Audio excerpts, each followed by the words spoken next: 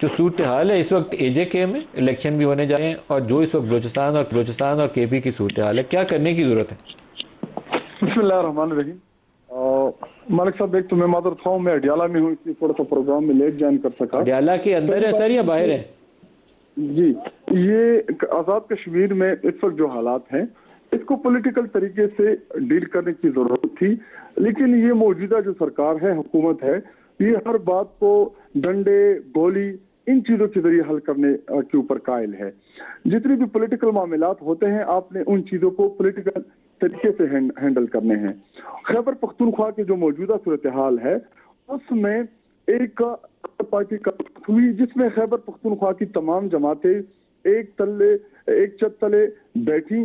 صوبائی اسمبلی میں ان کا اجلاس ہوا اور اس میں تمام پولیٹیکل جماعتوں نے 15 نکاتی ایجنڈا جو ہے متفقہ طور پہ وہ سائن کیا، اور اس میں ان تمام ایشوز کا حل بھی دیا تاکہ خیبر پختونخوا میں ایک پائیدار امن جو ہے وہ آ سکے۔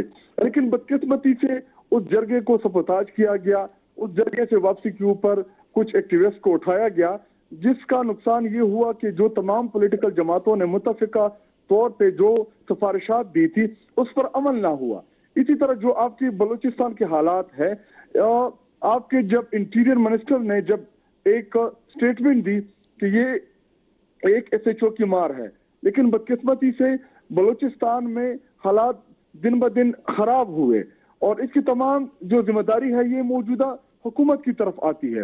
اس کا جو سب سے بہترین طریقہ ہے وہ یہی ہے کہ آپ پہلے ڈائیلاگ کے ذریعے ایشوز کو حل کریں، وہاں کی پولیٹیکل جو لیڈرشپ ہے ان کو اعتماد ملے، ان سے حل تجاویز لیں، اس کے اوپر آپ عمل کریں۔ لیکن جب پولیٹیکل لوگ آپ کو ویژن دیتے ہیں، پولیٹیکل لوگ جب آپ کو ایک مسئلے کا حل دیتے ہیں تو اس سے پاکستان کا فائدہ ہوگا، اس سے بلوچستان خیبر پختونخوا کا فائدہ ہوگا۔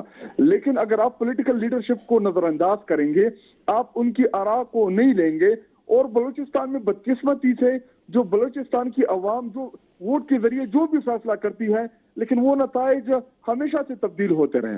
اور اب جو موجودہ جو حکومت ہے فارم 47 کی جو پیداوار ہے جس کو پاکستانی کے اوپر مسلط کیا گیا ہے، جو کبھی مہنگائی کی صورت میں ایٹم بم گرا رہی ہے، کبھی تحریک انصاف کے کارکنان کے اوپر کریک ڈاؤن کرتی ہے، کبھی ان کے اوپر گولیاں چلاتی ہے، تو یہ وہ تمام ایشوز ہیں جس سے پاکستان کا نقصان ہو رہا ہے۔ اور اس وقت جو ضرورت ہے، جو موجودہ حالات بنی ہوئے ہیں، جو انٹرنیشنلی ہے، جو لوکلی ہے، تو شاید خٹک صاحب یہ جو 5 اگست والا آپ کا احتجاج ہے، اور وہ وکلا بھی کچھ احتجاج کی تیاری کر رہے ہیں، تو کچھ آپس میں ہاتھ ملانے کی پلان ہے آپ کی یا علیحدہ علیحدہ کریں گے؟ کیا ارادہ ہے آپ کا؟ ابھی اس کے اوپر تمام پارٹی جو ہے وہ مل کے فیصلہ کرے گی۔ 5 اگست کو جو بھی لائے عمل بنے گا سب مل کے بنائیں گے، جس کا جو رول بنتا ہے، وکلا کا جو رول ہوگا وہ وکلاء کا کریں گے، پولیٹیکل جماعت کا جو رول ہوگا وہ پولیٹیکل مولانا فضل الرحمان کو ساتھ ملائیں گے؟ جی، مولانا فضل الرحمان کو ساتھ ملائیں گے؟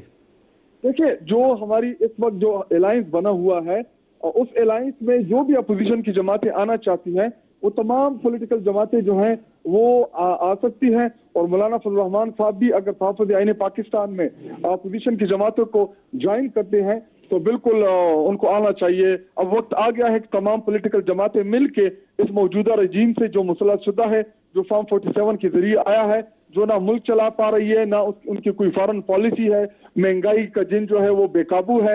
آپ اختیار صاحب سے بھی اس کا جواب لے لیں، اختیار ولی صاحب سے بھی اس کا جواب لے لیں۔ اختیار ولی صاحب دیکھیں، یہ تو ٹی وی پر اچھی اچھی باتیں کرنا یہ فیشن بن گیا ہے۔ اگر میں ان کو یہ اچھی باتیں کریں، یہ مطلب کہتے ہیں نا انگیج کریں، ڈائلاگ کریں، مذاکرات کریں۔ خود آپ کے صوبے میں آپ کی اپنی کیا پالیسی ہے؟ آپ تو وزیر اعلیٰ کے بڑے قریبی ہیں۔ جب کوئی ناظمین تحصیل والے یونین کونسل والے آئے تو بیچارے اپنے حقوق کے لیے 3 بار آپ نے ان کا سر پھاڑ کے ان کو واپس بھیجا ہے، 1 روپے کا فنڈ ان کو نہیں دیا۔ نرسیں ہڑتال پر ہیں، ڈاکٹر ہڑتال پر ہیں، کلرک ہڑتال پر ہیں۔ اپنے علاقے میں آپ نے کسی سے مذاکرات کیے؟ ہم نے تو جوائنٹ ایکشن کمیٹی کو بٹھایا، ان کے 99% مطالبات ہم نے صرف سنے نہیں ہیں، ہم نے تو مان لیے۔ اب میرے خیال میں پولیٹیکلی ان کو اتنا کہہ دینا چاہیے کہ یہ مان لینا چاہیے، ان کو شاباش کہنی چاہیے کہ ایک وہ شک جو وہاں کی اسمبلی نے منظور کرنی تھی وہ ہمارے بس میں نہیں تھی، تو ہم تو ڈائلاگ کرتے ہیں، لیکن ڈائلاگ میں اب اگر ایک پارٹی اپنے مدعے سے نہ ہٹتی ہے، نہ پیچھے آتی ہے، نہ آگے آتی ہے، تو وہاں پہ تو پھر مطلب یہ ہے کہ ان کا مطلب ڈائلاگ بھی نہیں ہے، ان کا مقصد وہ مذاکرات اور وہ مسائل کا حل بھی نہیں ہے، ان کا تو ایجنڈا ہی پھر کچھ اور ہے۔ جہاں تک یہ بات کریں گے نا یہ فارم 45-47، تو میں ان کو بتاؤں کہ مولانا صاحب وہ کہتے ہیں کہ میرا 2024 کا الیکشن چوری ہو گیا ہے، اور مولانا صاحب کا مال مسروقہ وہ شاہد خٹک صاحب اور پی ٹی آئی کے گھر میں پڑا ہوا ہے۔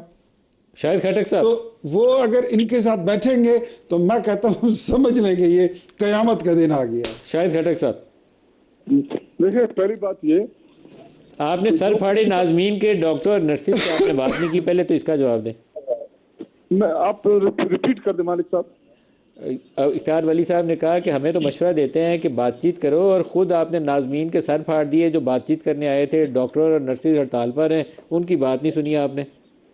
بالکل ہم سب کی بات سنتے بھی ہیں، اور اس وقت آپ جا کے پوچھ لیں خیبر پختونخوا میں جو سب سے زیادہ ڈاکٹر اپوائنٹ ہوئے ہیں وہ خیبر پختونخوا میں ہوئے ہیں، ان کی تنخواہیں جو ہیں وہ سب سے بڑھ کے ہیں۔ جو ایم ٹی آئی کا سسٹم آیا ہے اس میں جو ڈاکٹرز ہیں ان کو وہ مراد حاصل ہیں۔ سر آپ تو مجھے وضاحت کر رہے ہیں، لیکن ہڑتالیوں سے بات کی آپ نے، نرسز اور ڈاکٹر سے؟ بالکل ہم نے سب سے بات کی ہے، کوئی بھی پروٹیسٹ نہیں ہو رہا اس وقت خیبر پختونخوا میں۔ اگر وہ پروٹیسٹ کے لیے آئے ہیں، ہم نے ہمیشہ سے کمیٹی بنائی ہے، ان سے ڈائلاگز کیے ہیں، ان کی ایشوز سنے ہیں، ان کو ایڈریس کیے ہیں، اور آگے بھی کریں گے اگر کوئی ایسا مسئلہ بنتا ہے۔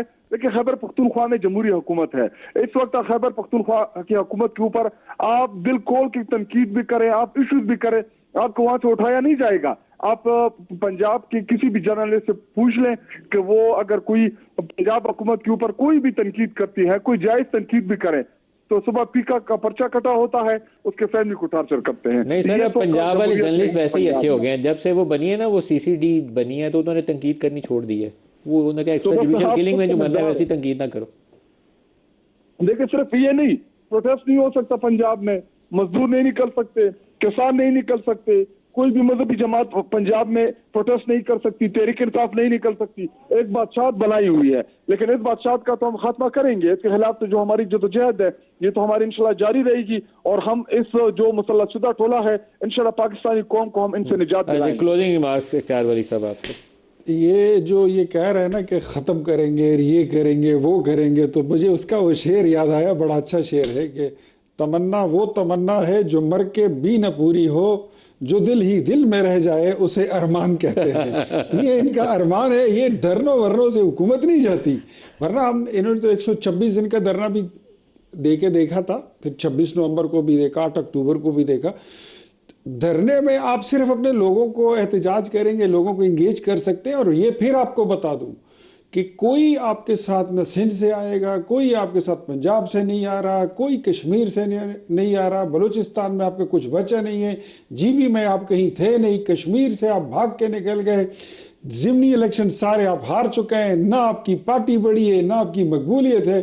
سرکاری مشینری اور سرکاری ملازمین اگر آپ لانا چاہتے ہیں اور ایک جلسہ اور کرنا چاہتے ہیں کہ ٹائم ختم ہو گیا۔ اختیار ولی صاحب، شاہد خٹک صاحب، احمد بلال میں بکری، آج کے لیے اتنا، اجازت دیجیے، اللہ حافظ۔